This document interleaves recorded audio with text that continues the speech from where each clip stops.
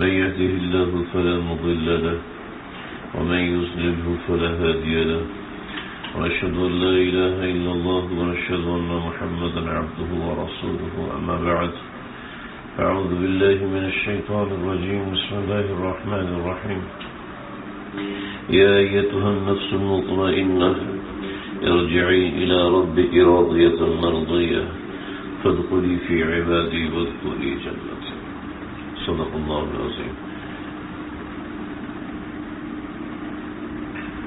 ہر انسان کے ساتھ جب وہ پیدا ہوتا ہے تو اللہ تعالیٰ پیدا ہونے کے ساتھ مرد ہے، عورت ہے، بچہ ہے، بوڑھا ہے، جب بھی وہ پیدا ہوا ہے، بزرگ کے گھر میں پیدا ہوا ہے، عام آدمی کے گھر میں پیدا ہوا ہے، حافظ قرآن کے گھر میں پیدا ہوا ہے، عالم دین کے گھر میں پیدا ہوا ہے، تبلیغی گھر میں پیدا ہوا ہے، کوئی بھی ہے، جب وہ پیدا ہوتا ہے تو اللہ تعالیٰ اس کے ساتھ دو چیزیں مبعوث کرتے ہیں.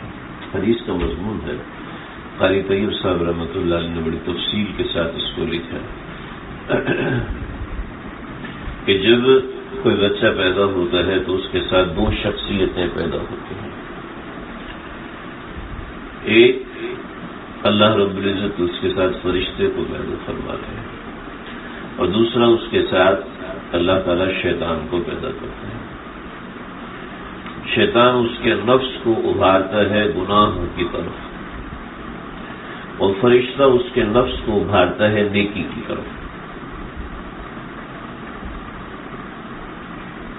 اب انسان چاہے حاجی صاحب بن جائے، انسان چاہے وہ جو روزہ مقدس صلی اللہ علیہ وسلم کے اندر جھاڑو لگانے والا، صفائی کرنے والا، اس کا متولی بن جائے، حافظ قرآن بن جائے، عالم دین بن جائے، حاجی بن جائے، الحاج بن جائے، یا مفتی اعظم بن جائے، کچھ بھی ہو جائے، اگر اس کو آگے بڑھنا ہے تو اس کو اپنے نفس کے تقاضوں کو دیکھنا ہوگا.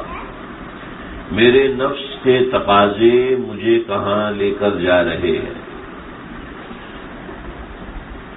یہ آج آپ کو دیکھا نا، میں چھوٹا ہوتا تھا تو مسجد میں جانا کثرت سے ہوتا تھا، اللہ لے جاتے تھے. ایک ذوق تھا، ایک شوق تھا والد صاحب کی وجہ سے کہ وہ مسجد میں زیادہ آتے جاتے تھے، تو ان کا دیکھے دیکھی شوق ایک لگا رہا. تو مولانا حضرات جو باتیں کرتے تھے نا، سمجھ ہی نہیں آتی تھی. اس میں کہتے ہیں نفس کے بڑے مکر ہیں. یار یہ نفس ہوتا کام ہے، میں نے اس کو دیکھنا ہے، میں نے اس کو دیکھنا ہے. کئی دفعہ پوچھا، ریڈیو میں ہوتا ہے، کئی دفعہ میں ہوئی، جب نفس آئے گا تو مجھے دکھانا، مولوی صاحب اس کے بہت خلاف ہے. اب میں پریشان، یہ نفس ہوتا کیا ہے؟ اب یہ چیزیں سمجھ میں. ایک مولوی صاحب قرآن مجید میں 20 بار زکوٰۃ کا ذکر آیا ہے، اور بڑا پریشان. مولوی صاحب کبھی والنٹیئر تھے، کبھی آتے تھے، کبھی نہیں آتے تھے. تو ایک دفعہ آئے نا تو جمعے کے بعد بیٹھے ہوئے تھے، میں نے پکڑ لیا. میں نے کہا مولانا آپ نے نا پچھلے جمعے کو نا ایک لفظ بولا تھا. کیا بولا تھا پتہ نہیں، ایک مشکل سا لفظ بولا تھا. میں نے پوری گنتی دوبارہ چھوٹی کلاس کی کتابوں میں دیکھی، اس میں کہیں بھی وہ لفظ نہیں آتا تھا. 1 2 3 4 پوری وہ مجھے دیکھ رہے ہیں، ہنس رہے ہیں، دیکھ رہے کہتے ہیں وہ میں نے بولا تھا زکوٰۃ 20 بار آیا، یہ تم نے؟ میں نے کہا جی، یہ کون سا لفظ ہے؟ تو بہت ہنسے، کہنے لگے بیٹا جب تم بڑے ہو جاؤ گے نا تو تمہیں سمجھ آ جائے گا. میں نے کہا میں اور مزید کتنا بڑا ہوں گا، اتنا بڑا تو ہو گیا. خیر مجھے اچھی بات نہیں لگی، تو مجھے یہ چیز ذہن میں ہے. تو دیکھیں جی، بات یہ ہے کہ نفس کیا ہوتا ہے. نفس کسی چیز کا نام نہیں ہے، ٹھیک ہے. یہ پنکھا ہے، اس کا نام پنکھا ہے، ٹھیک ہے. یہ اوپر جو حصہ ہے اس کا نام ہے چھت، ٹھیک ہے. لیکن کچھ چیزیں ایسی ہیں جو ہم دیکھتے ہیں لیکن ہمیں نظر نہیں آتی، دیکھتے ہیں ہمیں نظر نہیں آتی. آپ کے کان ہیں نا، لیکن سماعت نظر آتی ہے. سماعت جو سنتے ہیں ہم چیزیں، جو میں لفظ بول رہا ہوں، نظر آ رہے ہیں؟ نہیں آ رہے. آپ بہت سی چیزیں دیکھتے ہیں، آنکھوں سے دیکھتے ہیں، آنکھیں نظر آتی ہیں، لیکن جو آپ کو نظر آنا ہے یہ کیا ہے؟ بصارت جسے کہتے ہیں، ویژول جسے کہتے ہیں، وہ کیا ہے؟ وہ کہاں ہے کہ نظر آتا ہے؟ اسی طریقے سے ہمارے دل میں بہت سی خواہشات اٹھتی ہیں. ان خواہشات کے اٹھنے کا نام نفس ہے. ٹھیک ہے جی. اب یہ جب اچھی اٹھتی ہیں تو اس کا مطلب ہے ہمارے اوپر فرشتے کا اثر ہے، ہم اس فرشتے کے اثر کو لے رہے ہیں.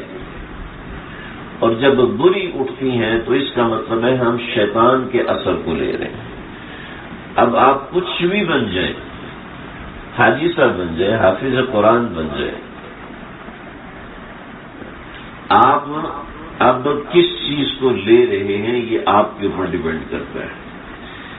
میں اور آپ شیطان کی باتوں کو لے رہے ہیں، یا میں اور آپ اس فرشتے کی باتوں کو لے رہے ہیں جو اللہ نے ہمارے اوپر معمول کیا ہے.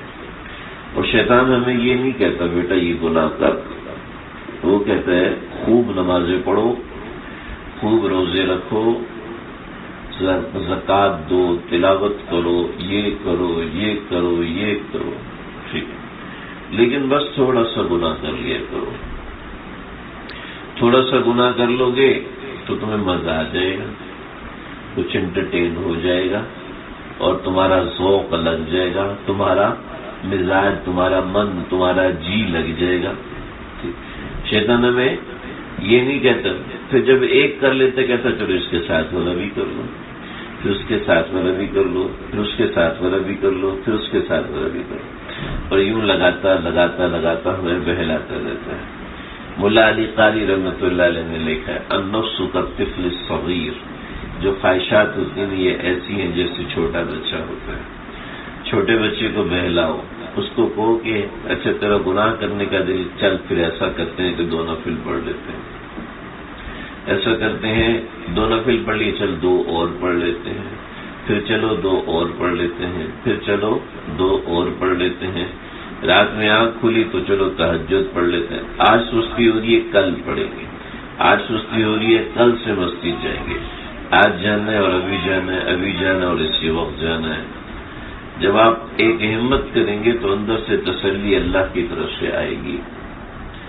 اور شیطان اتنا مکار ہے، اتنا مکار ہے کہ پہلے یہ گناہ کرواتا ہے، اور گناہ کروانے کے بعد پھر آتا ہے ہمارے کان میں پھونکتا ہے، جو ہمارے دماغ میں بات آ رہی ہے، تو کتنا گندا ہے، تو کتنا گھٹیا ہے، تو بہت ہی برا آدمی ہے، تو کر سکتا ہی نہیں ہے، تو نماز کی پابندی کر ہی نہیں سکتا.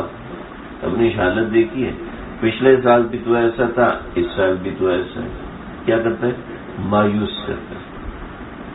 پہلے گناہ کرواتا ہے، پھر کان میں آ کے گالیاں بکتا ہے، کان میں آ کے کہتا ہے تو بہت ہی گندا ہے.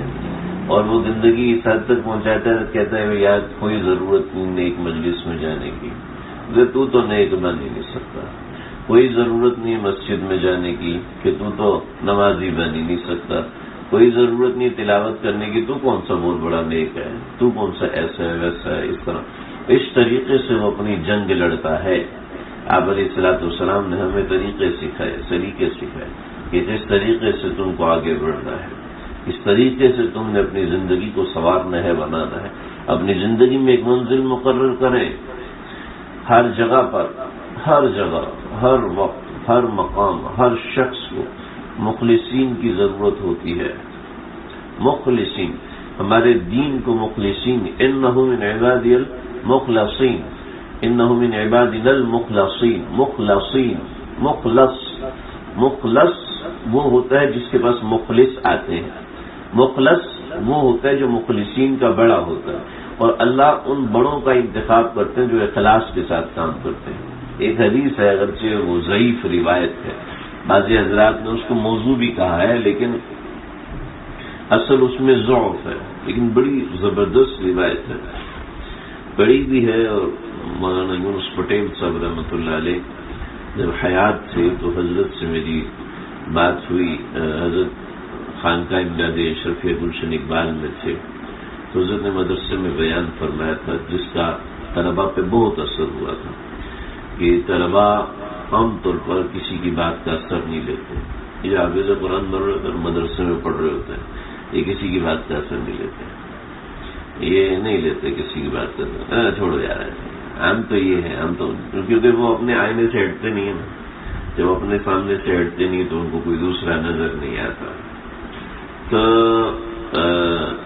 وہ حضرت تشریف لائے تو حضرت صاحب دل آدمی تھے، تو لیکن جب حضرت نے بات فرمائی تو بہت اثر ہوا، طلباء کے مجمع پہ بڑا اثر ہوا. تو بہت سے طلباء ملنے کے لیے گئے، میری بھی وہاں ملاقات ہوئی. میں نے حضرت سے عرض کیا کہ میں درجہ سادسہ میں پڑھ رہا ہوں، آپ مجھے کوئی نصیحت فرما دیجیے. تو فرمانے لگے کہ حدیث شریف ہے، وہی حدیث جو میں سنانا چاہ رہا تھا. فرمایا کہ الناس كلهم هالكون الا العالمون، تمام لوگ ہلاکت کے دہانے پر ہلاک ہونے والے، الا العالمون، ہاں جو جانتے ہیں نا وہ ہلاک نہیں ہوں گے، جو جاننے والے ہیں وہ ہلاک نہیں ہوں گے. بھئی ہم تو مولوی نہیں بن سکتے، ہم تو مدرسے میں نہیں، ہمارا تو اپنا کیریئر ہے، میں نے ڈاکٹر بننا ہے، میں نے فلاں فلاں بننا ہے، میں نے یہ. عالمون کا مطلب یہ نہیں ہے کہ علماء، عالمون کا معنی یہ ہوتا ہے کہ جو علم رکھتے ہیں، جانتے ہیں. ایک مرتبہ ایک سفر میں میرے ساتھ ایک ڈاکٹر صاحب تھے، دماغ کے سرجن، بہت بڑے ڈاکٹر، گلشن اقبال میں ان کا گھر ہے، یا میرے پاس ملنے بھی آئے، بہت بڑے ڈاکٹر. تو کئی مرتبہ کئی مواقع پر میرا بیان ہوا، منی میں بھی ہوا، عرفات میں بھی ہوا، کئی جگہوں پر ہوا. تو بیان کے بعد انہوں نے بہت سے ایسے سوالات کیے. پھر ہم جا رہے تھے مدینے، تو راستے میں میرے ساتھ بیٹھے ہو، کئی طرح طرح کے سوال کیے. تو نظر آ رہا تھا کہ وہ کسی بزرگ کی صحبت یافتہ ہے. بتایا کہ میں فلاں عالم دین کی مجلس میں باقاعدہ جاتا ہوں. کیا ہے کہ جب انسان علماء کی محفل میں جاتا ہے، علماء کی مجلس میں جاتا ہے، تو اس کو وہ چیزیں مل جاتی ہیں جو بڑے بڑوں کو حاصل نہیں ہوتی. میں ایک مرتبہ ایک بزرگ کی خدمت میں حاضر تھا، تو انہوں نے ایک مسئلہ ذکر کیا کہ اگر کسی کا انتقال شب جمعہ میں یا جمعے کے دن ہوتا ہے، اس کی قبر تیار ہے، جنازہ تیار ہے، تو اس کو جمعے کا انتظار نہیں کرنا کہ جمعے کے بعد جنازہ پڑھ لیں، مجمع کافی ہوگا. اور یہ میں نے ان کی بات سنی ہوئی تھی، اور تو جب دیکھا کہ بہت بڑے بڑے حضرات اس کے اندر غلطی کرتے ہیں، تو جی چلو جمعے میں مجمع ہے، تھوڑا سا 2 گھنٹے کا انتظار ہے، کر لیں گے، کوئی ایسا ویسا کوئی ایسا مسئلہ نہیں. ہمارے حضرت کے بھائی کا انتقال ہوا، تو حضرت نے عید کی نماز کا انتظار نہیں کیا. عید فجر کی نماز کے بعد جنازہ ہوا، ہم سیدھا قبرستان گئے، ان کو دفن کیا. دفن کرنے کے بعد سیدھا واپس آ کے حضرت نے، میں نے اپنی مسجد میں عید پڑھائی، حضرت نے جگہ پر عید پڑھائی. کیا ہے کہ مسئلہ یہ ہے کہ جو خاص وقت ہے، جمعے کے وقت جس وقت مغفرت عام ہوتی، جنت کے دروازے کھلتے ہیں اور روحیں جنت کی طرف نفوذ کر جاتے ہیں، اس وقت تو آپ نے روح کو اپنے پاس جنازے کے ساتھ روکا ہوا ہے. اور جب وہ دروازے بند ہو گئے اور آپ کہہ رہے جی مجمع کا پہلے 400 لوگ ہیں، اب 4000 کا مجمع ہوگا. اب آپ جو جمعے کا اصل بہترین فضیلت کا وقت تھا، جو اس کی قبر میں ہونا چاہیے تھا، وہ تو آپ نے پہلے گزار دی اپنے پاس روک کے، مجمع کے انتظار میں، لوگوں کے انتظار میں. اکوڑا خٹک کے ایک بزرگ ہیں، ان کے بیٹے کا انتقال ہوا، مجھے اس وقت نام یاد نہیں. تو کہا کہ حضرت شب جمعہ سے واپس آ رہے تھے، شب جمعہ سے واپس آئے تو بس پہ لٹکے ہوئے تھے، ہاتھ چھوٹا، اس سر پہ چوٹ لگی، انتقال ہو گیا. تو جنازے کا وقت رکھا صبح 10 بجے. حضرت تھوڑا سا انتظار کر، 2 بجے کا وقت رکھ لیں. تو مولانا عبداللہ درخاستی صاحب جن کی عمر 114 برس تھی. مولانا عبداللہ درخاستی صاحب وہ عالم دین ہے. مسجد نبی میں بیٹھے ہوئے تھے تو وہاں کے کسی بندے نے نا حضرت کو دھتکارا کہ بھائی یہ تم غلط حرکت کر رہے ہو, ایسا نہیں کرنا چاہیے. کہتے ہیں دلیل عالم الدعوی, تم جو دعویٰ کرو اس کی کیا دلیل ہے؟ کہنے حدثنی فلان قال حدثنی فلان قال حدثنی, ایک حدیث سنائی. کہتے طریق ضعیف, کہتے یہ تو طریق ضعیف ہے. تو اس سے ملتا ہے ایک اور طریق سنا, اس سے ملتا ہے ایک اور طریق. یہ حدیث کی ٹرمینالوجی ہے, آپ کو سمجھنے کی ضرورت ہے. ایک اور طریق سنا ہے حدیث کا طریق, یعنی ایک اور حدیث سنائی, پھر ایک اور حدیث سنائی. اس نے کہا شیخ طویل بہت بڑا عالم البحر جتن, بہت بڑے عالم ہیں.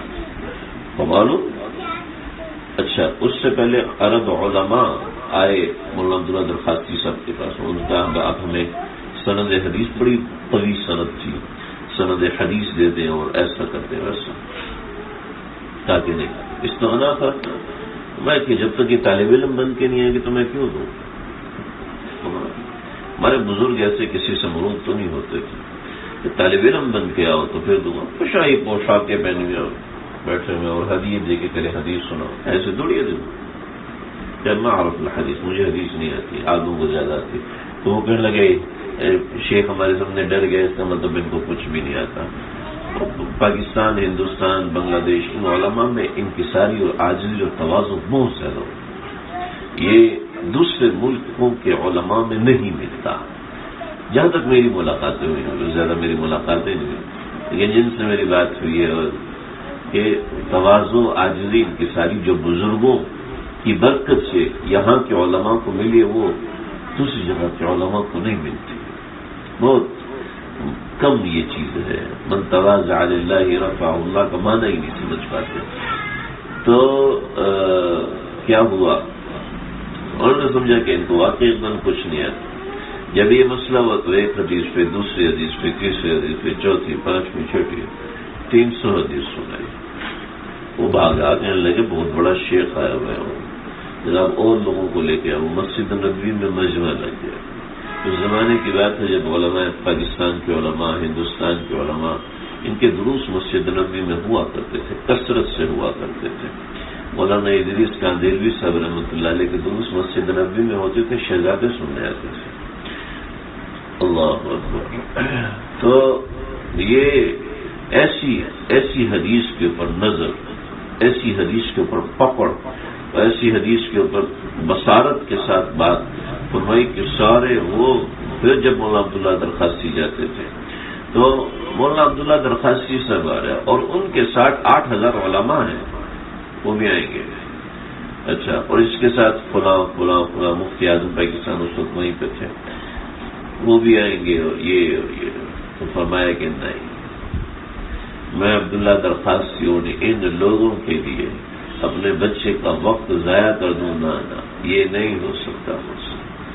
10 بجے جنازہ پڑھایا, 11 بجے فارغ ہوئے, آ کے جمعہ پڑھایا, جمعے کے بعد سارے آ گئے. کیا ہوا جی, جنازہ ہو گیا. ٹیلی فون نہیں ہوتے تھے اس وقت اتنے زیادہ.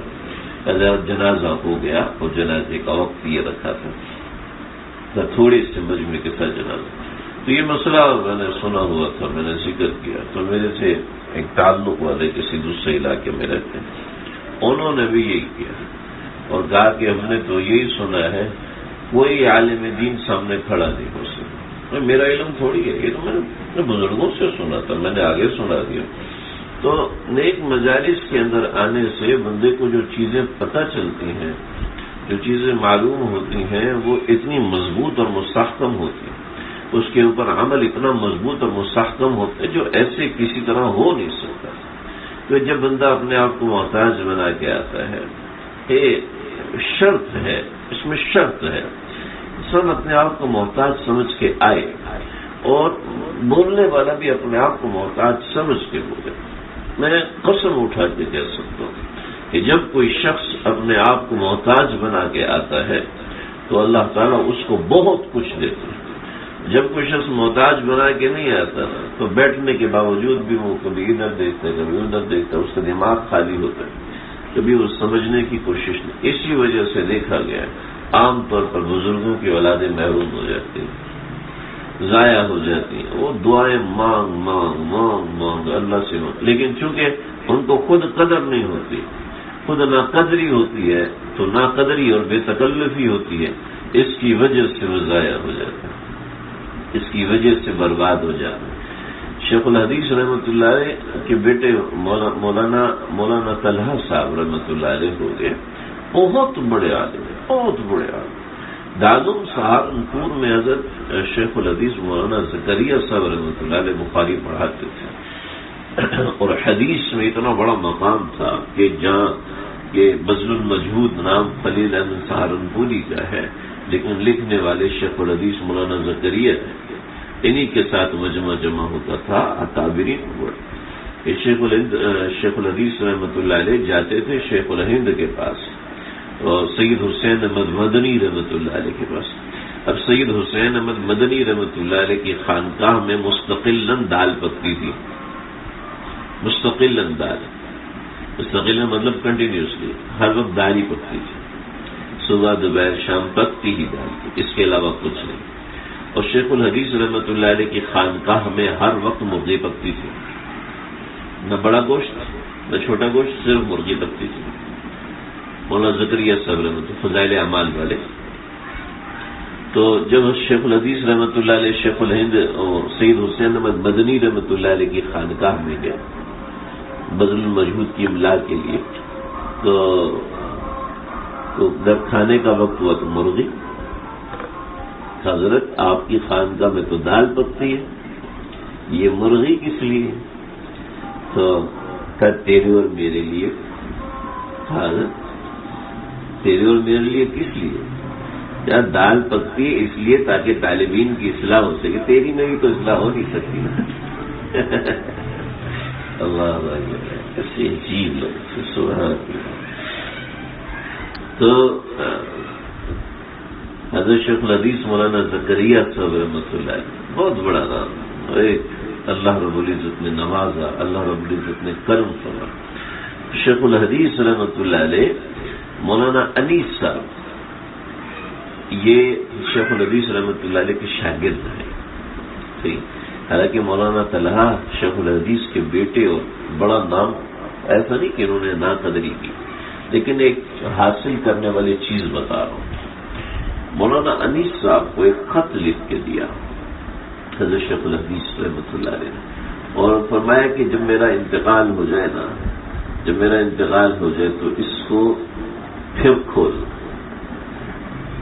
اور جب آج سے 40 سال کے بعد یہ خط تم نے کھولنا ہے، آج سے 40 برس کے بعد یہ خط کھولنا، اس سے پہلے نہیں کھولنا. 40 برس میں کیا کچھ ہو جاتا ہے، ایسے جوان اور چٹے سفید خوبصورت آدمی 40 سال کی عمر میں کمر چلتے، سارے بال سفید ہو گئے. ٹھیک. شادی نہیں کی تھی، حضرت میں حدیث سے بڑا محبت تھی. شیخ عبد الفتاح غندہ رحمۃ اللہ علیہ انہوں نے کتاب لکھی ہے ان علماء کے بارے میں جنہوں نے علم میں اتنا انہماک تھا کہ شادی نہیں کی. اس میں صرف 26 علماء کا ذکر کیا. ان کے علم میں ایسا انہماک رہا کہ انہوں نے شادیاں نہیں کی. تو کچھ ایسے لوگ ہوتے ہیں ان کا علم دین میں ایسا انہماک ہوتا ہے کہ گم ہو جاتے ہیں. وہ کہتے ہیں ہم نکاح کے فریضے کو ادا نہیں کر سکتے. چنانچہ حضرت نے شادی نہیں کی تھی. جب وہ خط کھولا 40 برس گزرنے کے بعد، خط میں لکھا تھا کہ آج حدیث میں جو مقام تیرا ہے وہ میرا بھی نہیں تھا، حدیث میں وہ مقام مجھے بھی حاصل نہیں تھا، لہذا محتاط رہنا، دھیان رکھنا، تکبر میں مبتلا نہ ہو. اللہ کیا ہے کہ یہ نہیں ہوتا کہ فلاں بزرگ کی اولاد ہے تو کام ملے گا، فلاں بزرگ کی اولاد ہے تو نام ملے گا. جب تک انسان اس درجہ قربانی نہیں دیتا اس وقت تک اس کو وہ چیز مل نہیں پاتی، اس وقت تک وہ مقام اور مرتبہ حاصل کر نہیں پاتا. تو دین ملتا ہے ان لوگوں کو جو مخلص ہو کر دین کے مطابق اپنے آپ کو ڈھالتے ہیں. جو مخلص نہیں ہوتے اللہ انتخاب ہی ان کا کرتا ہے جو مخلص ہوتے ہیں. الناس كلهم هالكون الا العالمون. علم رکھنے والے، اور علم حاصل ہو جاتا ہے. بات کر رہا تھا کہ صرف انسان اگر کسی مجلس میں آتا جاتا رہے تو اس سے بھی انسان کو بہت سی چیزوں کا علم حاصل ہو جاتا ہے. ہاں شرط ہے کہ صحیح العقیدہ عالم ہو، فضولیات نہ بکتا ہو، غلط باتیں نہ سناتا ہو، اس کے نظریات غلط نہ ہو، بزرگوں کے طریقے پر ہو، علم دین اور علم فقہ کے خلاف کوئی بات نہ کہتا ہو، کچھ اپنے مسئلے گھڑے ہوئے نہ ہو، ایسا نہ ہو. تو یہ کچھ چیزیں ہیں، شرطیں ہیں، انسان کو سمجھ میں آ جاتی ہے اس چیز سے کہ اگر وہ کسی صحیح جگہ سے فاضل ہے، کسی صحیح بزرگ کا خلیفہ ہے تو اتنا ہونا کافی ہے. تو الناس کلهم ہالکون الا العالم، سب برباد ہو جائیں. ہاں وہ لوگ جو علم رکھتے ہیں، سمجھ رکھتے ہیں، فہم رکھتے ہیں. والعالمون كلهم هالكون الا العاملون، علم والے بھی ہلاک، تباہ، برباد، سوائے ان کے کہ جو عمل کرنے والے ہیں. پتہ تو ہے تہجد کی کتنی فضیلت ہے، لیکن توفیق ہی نہیں ہے، کوشش ہی نہیں ہے، کاوش ہی نہیں ہے، بس اپنے ہی کاموں میں جکڑے ہوئے ہیں. بس نوکری جاتے ہیں، نوکری سے آ جاتے ہیں، اللہ کے سامنے کھڑے ہو کے آنسو بہانے کا ذوق نہیں، وہ شوق بھی ختم ہو گئے، وہ کاوشیں بھی ختم ہو گئی. مولانا ایک میرے ساتھی مفتی صاحب، میں نے پوچھا مولانا ظہر کی نماز صرف 6 منٹ میں آپ نے پڑھائی، کیا مطلب ہے اس میں؟ کتنی چھوٹی آپ نے، اتنی تیز نماز آپ کیسے پڑھا لیتے ہیں؟ کتنی دیر میں نماز ہوتی ہے اور کتنی؟ میں نے کہا نبی اکرم صلی اللہ علیہ وسلم تو طوال مفصل میں سے پڑھا کرتے تھے، آپ کیسے طوال مفصل میں سے پڑھتے ہیں کہ آپ کو پتہ ہی نہیں چلتا؟ اور 6 منٹ میں آپ کی نماز ہو جائے. طوال مفصل کم از کم 3 سے 4 منٹ کی قرأت تو ہوتی ہے نا، 3 سے 4 منٹ کی قرأت، اور بقیہ نماز کو اپنے کتنا وقت دیں؟ تو کہنے لگے میں تو قل هو اللہ. میں نے کہا اس کا ٹھیکہ لیا نا میرے دوست سے، میں تو کہہ سکتا، آپ نہیں کہتے نا کسی مولوی صاحب سے. ان اوقات میں تو طوال مفصل ضروری ہے. چنانچہ جو خواتین گھر میں نماز پڑھتی ہیں ان کے لیے بھی طوال مفصل ہے. طوال مفصل کیا ہوتی ہے؟ طوال مفصل یہ ہوتی ہے آپ یعنی ایسی صورتیں جو کہ ایسی آیات جو کہ 30 سے 40 آیات کی ہوں، ایسی صورت پڑھی جائے.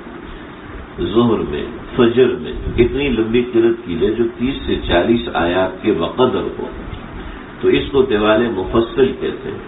طوال مفصل فجر اور ظہر میں مسنون ہے، فجر اور ظہر میں مسنون، اور عصر میں اور مغرب میں طوال مفصل اختصار مفصل ہے. اس میں سے چھوٹی صورتیں کچھ حضرات نے نشاندہی کی ہے، بعض اکابر جیسے علامہ شامی رحمۃ اللہ علیہ نشاندہی کے حجرات سے لے کر مطففین تک، اور مطففین سے لے کر لم یکن الذین کفروا تک، اور لم یکن الذین کفروا سے لے کر آگے قصار مفصل ہے، اور مطففین سے لے کے آگے یہ لم یکن الذین کفروا سے پہلے تک ہے اوساط مفصل. اصل مقصد 30-40 آیات ہے جو اصل مقصود ہے وہ، میں اس میں اختلاف ہے کسی نے کچھ لکھا. تو فجر اور ظہر میں لمبی رکعت ہو، لمبی قرأت مسنون ہے، سنت ہے. کبھی آپ علیہ السلام نے اس کو چھوڑا نہیں، کبھی آپ علیہ السلام نے اس کی روح گردانی نہیں. ہاں تیز پڑھ لیں، کوئی ایسا مذائقہ نہیں. جیسے مسجد نبوی میں کبھی پوری سورت پڑھاتے تو پوری سپیڈ کے ساتھ پڑھاتے. سے بعض حضرات جو ہے جمعے کے دن دہر پڑھتے ہیں اور حامیم سجدہ پڑھتے ہیں، وہ سپیڈ میں پڑھاتے، تیزی سے پڑھاتے.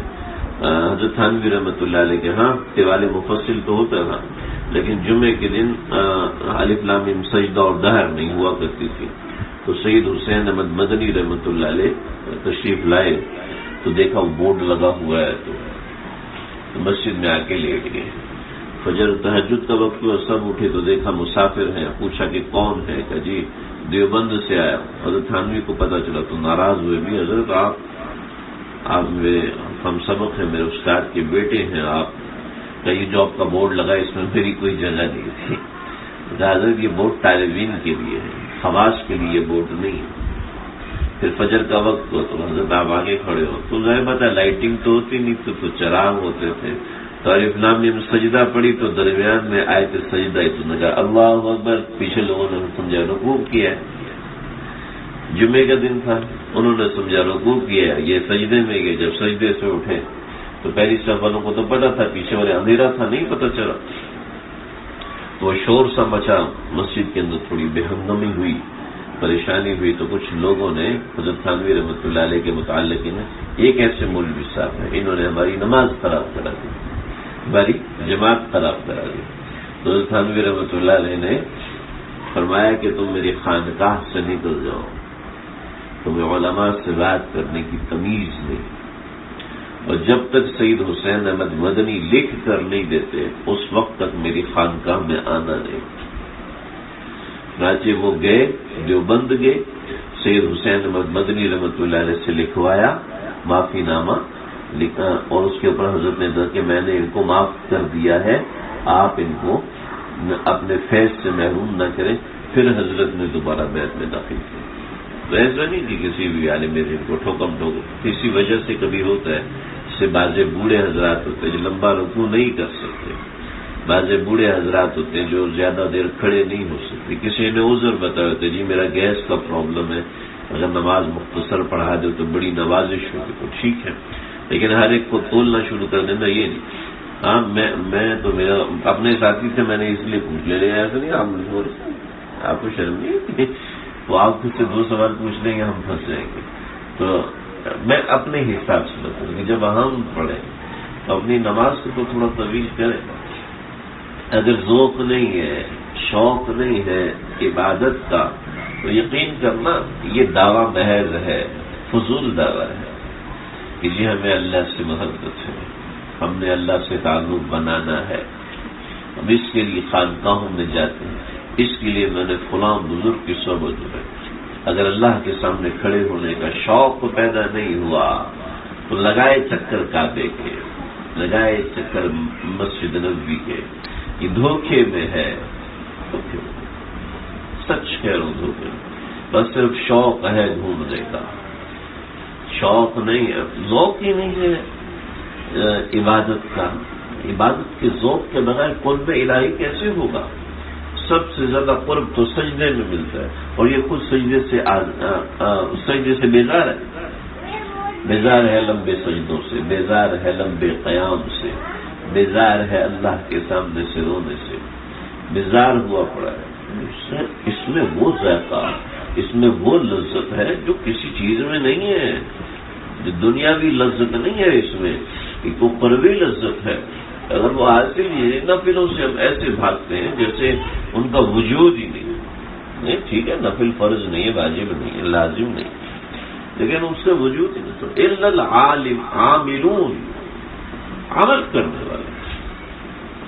آپ صلی اللہ علیہ وسلم نے فرمایا رحم اللہ امرأ من صلی قبل العصر 4، اے اللہ اس بندے پر رحم کیجئے جو عصر سے پہلے 4 رکعت پڑھے، عصر سے پہلے 4 رکعت سنت غیر موقدہ۔ نظام الدین اولیاء رحمۃ اللہ علیہ نے اعلان کیا تھا کہ میرا جنازہ وہ شخص پڑھائے گا جس نے بالغ ہونے کے بعد سے لے کے آج تک بدنظری نہیں کی، بالغ ہونے کے بعد سے لے کے آج تک بدنظری نہیں کی، وہ جنازہ پڑھائے۔ دوسرا وہ شخص جنازہ پڑھائے جس کی کبھی تکبیر اولیٰ فوت نہ ہوئی، اور تیسرا وہ شخص جنازہ پڑھائے کہ جس کی اثر سے پہلے 4 سنتیں غیر موقدہ کبھی قضا نہ ہوئی۔ نظام الدین اولیاء کی وصیت تھی، جنازہ رکھا گیا، ظہر کے بعد جنازہ رکھا گیا، وصی نے آ کے وصیت پڑھ کے سنائی، عصر کا وقت ہو گیا، پورا مجمع بیٹھا ہوا ہے، رو رہا ہے، دھاڑے مار رہا ہے، کہ لاکھوں کے مجمع میں ایک آدمی نے جب عصر کا وقت ہوا ہے تو ایک شخص چہرے کے اوپر کپڑا ڈالا، آگے آیا، وہ کہنے لگا شیخ انتظار کر رہا تھا کہ کوئی اور آگے آئے، آپ نے بہت برا کیا، آپ خود چلے گی اور ہمارے راز فاش کر کے چلے گی۔ چنانچہ چہرے سے کپڑا ہٹایا اور اعلان کیا کہ میں قسم کھاتا ہوں میرے اندر یہ تینوں شرائط موجود ہیں، اور وہ بادشاہ وقت جلال الدین التمش رحمۃ اللہ علیہ، اللہ بادشاہ وقت تھا، مجاہد کبیر، مجاہد اعظم،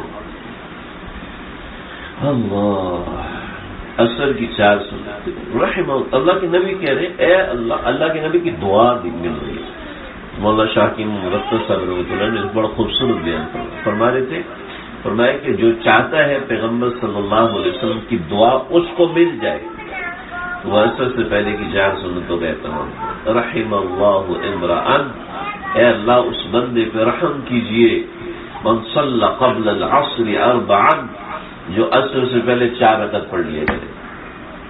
ہاں جی، الا العاملون، عمل کرنے والے، عمل کرنے والے، عمل سے ذائقہ پیدا ہونا شروع ہوتا ہے۔ بہت خوبصورت برگر کی تصویر بنی ہے، منہ میں پانی تو آئے گا، ٹیسٹ نہیں ہے۔ ٹھنڈی یا بوتل بنی ہوئی کولڈ ڈرنک کی اور اس کے اوپر سے پسینے قطرے بہ رہے ہیں اور اتنی بڑی بنائی، دیکھ کے پیاس تازہ ہو جائے گی لیکن منہ میں ٹیسٹ نہیں آئے گا، تو پینے سے آئے گا نا۔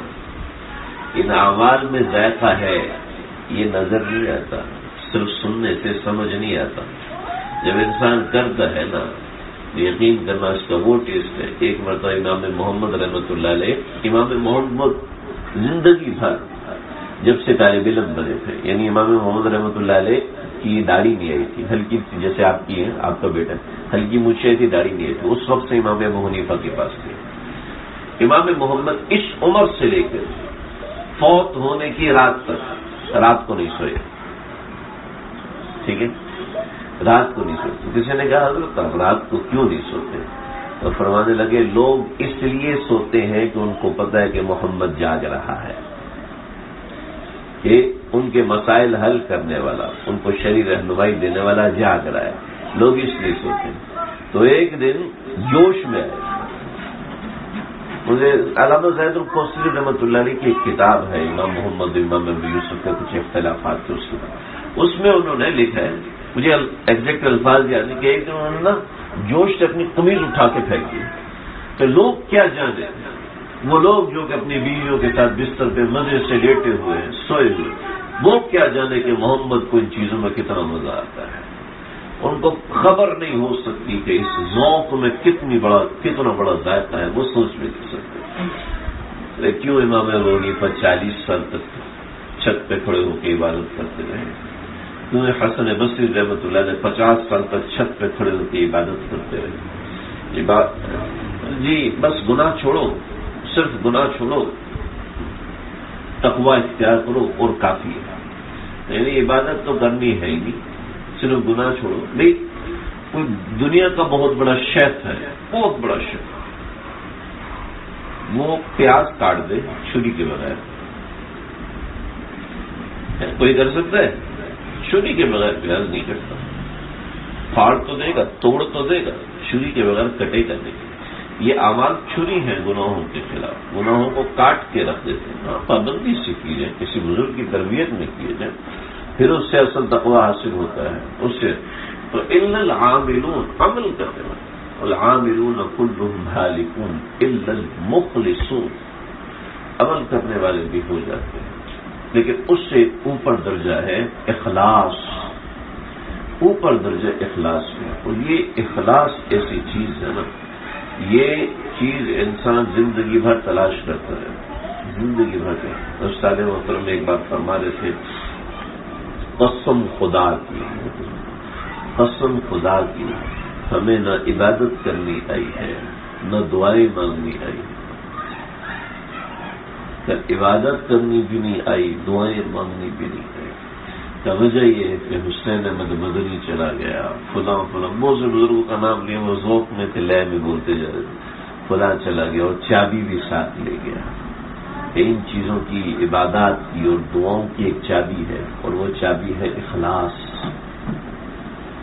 پورا مخلص ہو کہ انسان ایک زندگی گزارے، مخلص ہو کہ اللہ کے سامنے کھڑا ہو، اس لیے کھڑا ہو رہا ہے کہ میری فلاں حاجت پوری ہو، ٹھیک ہے، اچھی بات ہے، لیکن اس سے بھی بڑھ کر اخلاص کا درجہ یہ ہے کہ اللہ کے سامنے اس لیے کھڑا ہو کہ اس کو راضی کرنا ہے.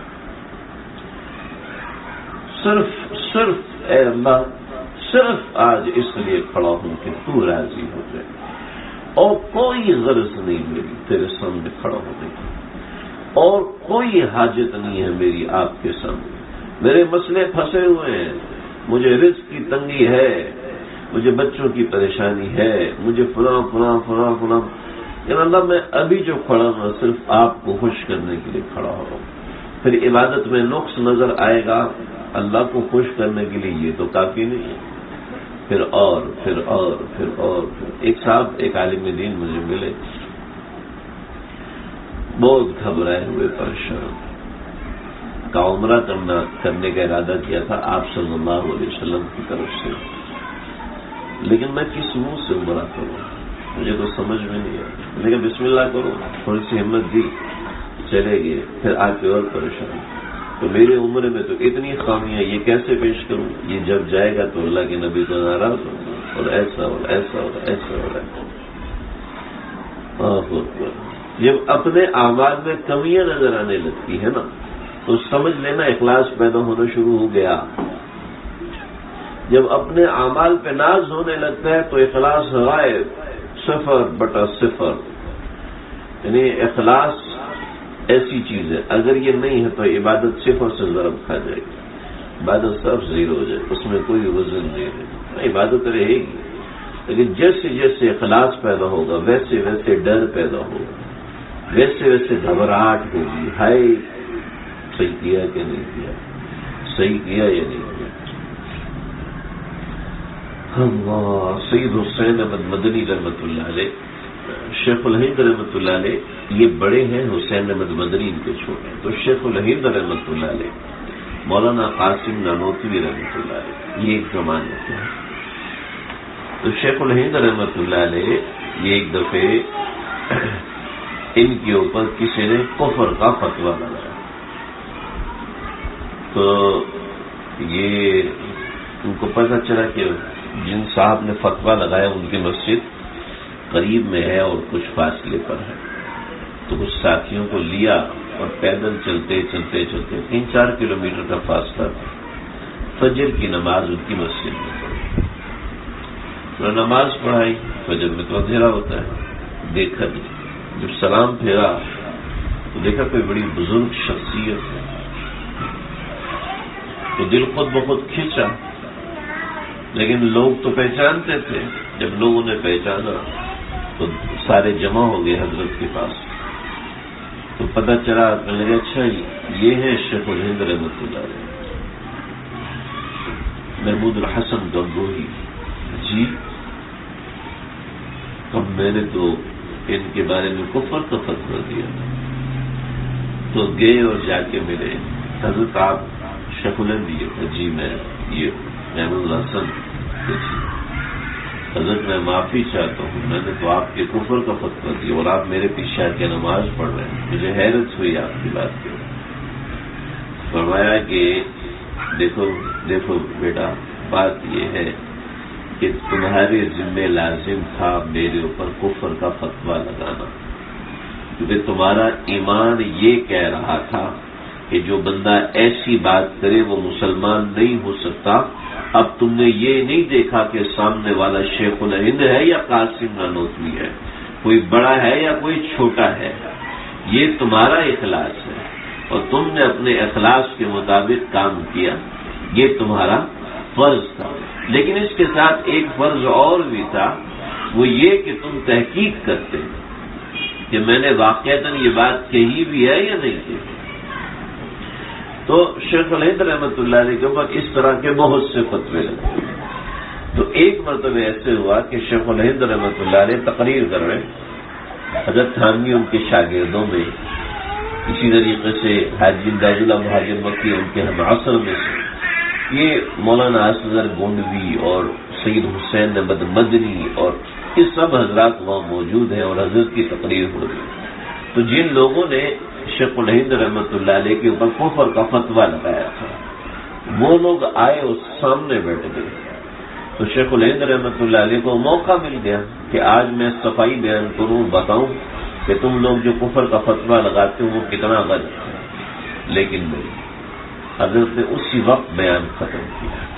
حضرت تھانوی نے ملفوظات میں لکھا ہے کہ میں نے پوچھا کہ حضرت یہ کیا، آج تو موقع تھا، فرقہ پرستی مسلمانوں میں ختم ہو جاتی، ہمارے تعلقات آپس میں اچھے ہو جاتے، یہ جو غلط فہمی اپنے مجمع میں پھیلاتے ہیں تو ان کو سمجھ میں آ جاتی کہ ہماری وہ غلط فہمی ہے، ہم نے غلط تحقیق پہ فتویٰ، ان کو پتہ چل جاتا۔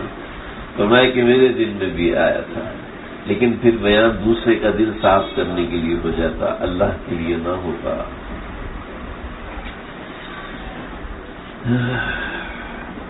ہماری عبادات بھی خود غرضی پر محمول، ہماری تسبیحات بھی خود غرضی پر، تسبیح کریں گے تو مزہ آئے گا، روشنی نظر آئے گی، خوشبو محسوس ہوگی، رسول اللہ صلی اللہ علیہ وسلم کی زیارت ہوگی۔ ٹھیک ہے، یہ اچھی اغراض ہے، یہ اغراض بھی ہونی چاہیے، لیکن اپنے دل کو ان سب غرضوں سے پاک کریں، سب غرضوں سے۔ اعلیٰ مقام یہ ہے، یہ چھوٹے مقامات ہیں، یہ اپنی جگہ مستحسن ہیں، اچھے ہیں۔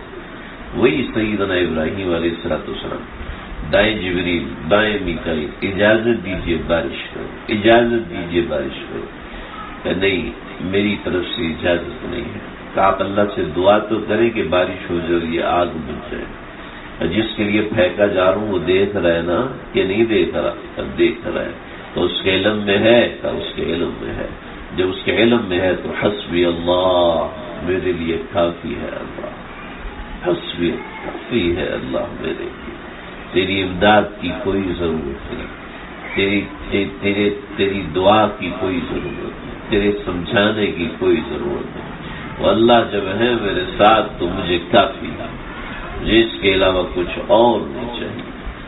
تو یہ چیز پیدا ہوتے ہوتے ہوتی ہے، میں بھی اس کا محتاج ہوں، ہم سب اس کے محتاج ہیں۔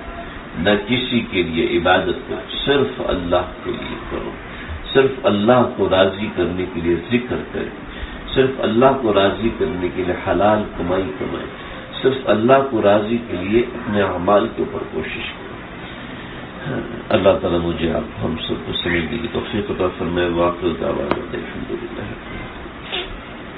بسم اللہ الرحمن الرحیم، الحمد للہ رب العالمین، والصلاة والسلام علی سید الانبیاء واشرف الانبیاء والمرسلین۔ ربنا تقبل منا انك انت السميع العليم وتب علينا انك انت التواب الرحيم افرغ علينا صبرا وثبت اقدامنا وانصرني وانصرنا على القوم الكافرين۔ اللہ جو کہا ہے سنا ہے، کہنے والا بھی محتاج ہے، سننے والے بھی محتاج ہیں۔ اللہ ہم سب کی بگڑی بنا دیجیے، ہم سب کو اپنے پیار کے، اپنی محبت کے، اپنے تعلق کے قابل بنا دیجیے۔ قلب سلیم، عقل سلیم، فہم سلیم عطا فرمائیے۔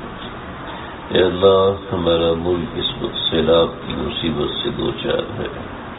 اے اللہ سیلاب میں پھنسے ہوئے لوگ، وہ لوگ جنہوں کے گھر بہہ گئے، وہ لوگ جن کے زندگی کی پونجیاں لٹ گئی، اے اللہ وہ لوگ جن کے گھر بار تباہ ہو گئے، جن بچوں کے والدین چھن گئے اور جن والدین سے ان کے بچے چھن گئے، اے اللہ کرم فرمائیے، اے اللہ کرم فرمائیے، اس وبال کو روک دیجیے، اس عذاب کو روک دیجیے، اس آزمائش کو ہم سے دور کر دیجیے۔ اللہ پہلے ہمارا ملک ہر طرح سے ٹوٹ چکا ہے، امن و امان برباد ہو چکا ہے، سیاست میں انارکی پیدا ہو چکی ہے، کوئی صحیح اور سالم اور مسلم قیادت ہمیں مل نہیں گئی، ہر فرد اور ہر شخص اور ہر پارٹی ہو رہا، ہر بڑا پریشان، ہر چھوٹا پریشان ہے۔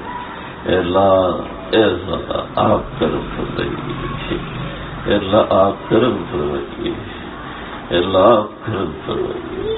یہ ملک لٹ چکا ہے اپنے ہی لوگوں کے ہاتھوں سے، اے اللہ ہمارے اوپر بڑے سے بڑا عذاب برسے وہ بھی کم ہے، لیکن اللہ ہم آپ کی مغفرت کے طالب ہیں، اللہ ہم آپ سے معافی مانگتے ہیں، ہمارے گناہوں کے سبب جو وبال اور مصیبت پیدا ہوئی ہے، اے اللہ اس کو دور فرما دیجیے، ایسا نظام بنانے کی توفیق عطا فرمائیے اس ملک کو کہ جو نظام مشکلات میں تکلیفوں میں چل سکے، جو نظام غریبوں کی مدد کر سکے، جو نظام انصاف کا بول بالا کر سکے، جو نظام عدل و انصاف کو لے کر آئے، جو نظام اس ملک میں خوشحالی لے کر آئے، جو نظام اس ملک میں محبت اتحاد پیدا کرتے، جو نظام آپس کی نفرتوں کو ختم کرے، جو نظام اس ملک کے دفاع کو مضبوط کرے، اے اللہ جو اس موقع پر دوسرے مسلمانوں کی مدد کر رہے ہیں، آپ ان کی مدد فرمائیے، اللہ آپ بھی ان کی مدد فرمائیے، اللہ آپ بھی ان کی مدد فرمائیے، اللہ جو لوگ بیمار ہیں گھروں میں ہسپتالوں میں جہاں کہیں بیمار ہیں، اللہ سب کو شفا کلی عطا فرمائیے، اے اللہ جن جن لوگوں نے دعاؤں کا کہا ہے ان سب کی دعاؤں کو ان کے حق میں ہم سب کے حق میں قبول فرمائیے، منظور فرمائیے، اے اللہ راندہ درگاہ مت کیجیے، اے اللہ منگتوں کی جھولیوں کو بھر دیجیے، اے اللہ منگتوں کی جھولیوں کو بھر دیجیے، اللہ آپ کے نام پر یہ چھوٹی سی مجلس جو آباد کی ہے اس کو تا قیامت آباد رکھیے، اے اللہ اس کو مستقل آباد کرنے کی کوشش کرنے کی توفیق دیجیے، اے اللہ یہ مجلس باطنی توجہات اور باطنی ترقیات کا سبب اور ذریعہ بنا دیجیے، اے اللہ اخلاص نصیب فرمائیے، تعلق نصیب فرمائیے، اخلاص نصیب فرمائیے، تعلق نصیب فرمائیے، اے اللہ جن جن لوگوں نے دعاؤں کا کہا ہے ان سب کی حاجات کو پورا فرما دیجیے، اور یاسر بھائی کو نرینہ صالح اولاد کی دولت سے نواز دیجیے، اور نعمان بھائی کے بیٹے عبداللہ کو، حسن کو، ان کے والدین کو شہر کلی عطا فرمائیے، اور خالد بھائی ڈاکٹر خالد صاحب، اے اللہ ان سب کو، اے اللہ ان سب کی جملہ مقاصد حسنہ پورے فرمائیے، جو تکالیف ہیں اللہ ان کو دور فرما دیجیے، مشکلات کو اللہ جی آسان فرما دیجیے، اللہ ہم سب کی سب دعاؤں کو اپنی بارگاہ میں شرف قبولیت سے نوازیے، جو لوگ مصیبت میں ہیں، کسی پریشانی تکلیف میں ہیں، اللہ سب کی پریشانیاں دور فرما دیجیے، ربنا تقبل منا انك انت السميع العليم وتب علينا انك انت التواب الرحيم وصلى الله تعالى على خير